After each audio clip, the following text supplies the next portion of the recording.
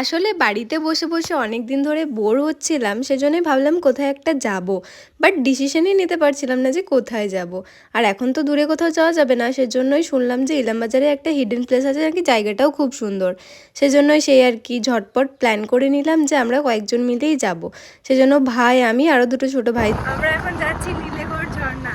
নীলেগড় তো নীলেগড় ঝর্ণা, আমি জায়গাটা দেখার জন্য ভীষণ এক্সাইটেড। তো আপনারাও দেখুন আমার সাথে জায়গাটা কেমন।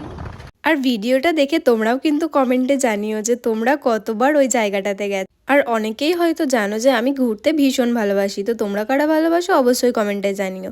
তো আমরা চলেই এসেছিলাম, আসলে জায়গাটা ছিল একটু জঙ্গলের ভেতর দিক দিয়ে। দাঁড়িয়েছিলিস কেন বল? আমাকে দে।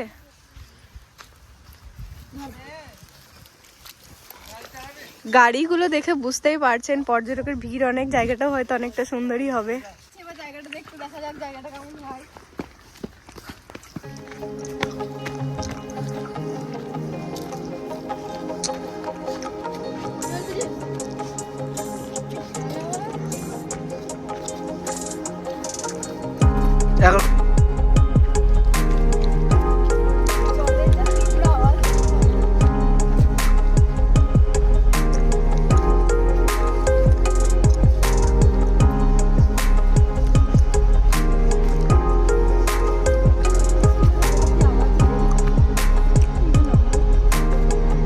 সত্যি জায়গাটা দেখে আমি ভীষণ অবাক হয়ে গেছিলাম। জায়গাটা যে এতটা সুন্দর হবে আমি জীবনেও ভাবিনি। আমি তো কখনো আসিনি, আজকে আমি ফার্স্ট এসেছি, কিন্তু দেখে আমি মুগ্ধ হয়ে গেছি। জায়গাটা জাস্ট ওয়াও, দেখতে দারুণ সুন্দর।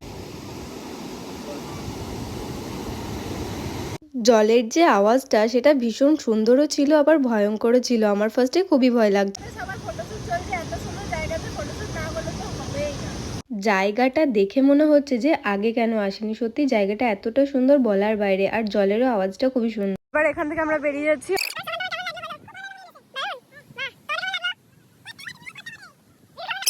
আর শেষবারের মতো দেখে নিলাম জায়গাটাকে খুব ভালো করে। সত্যিকারের জায়গাটা খুবই সুন্দর ছিল। আবার যদি কোনোদিনও টাইম পাই আবার আসার চেষ্টা করব, আপনারাও আসবেন। জায়গাটা সত্যি খুবই সুন্দর। সোহান, কেমন লাগলো? খুবই সুন্দর। আর না আসতে পারেন এখানে। আর সাহিল? ফাটাফাটি, একটু ফাটাফাটি লাগলো। কি বলার মাঝে, কিন্তু জায়গাটা খুবই সুন্দর।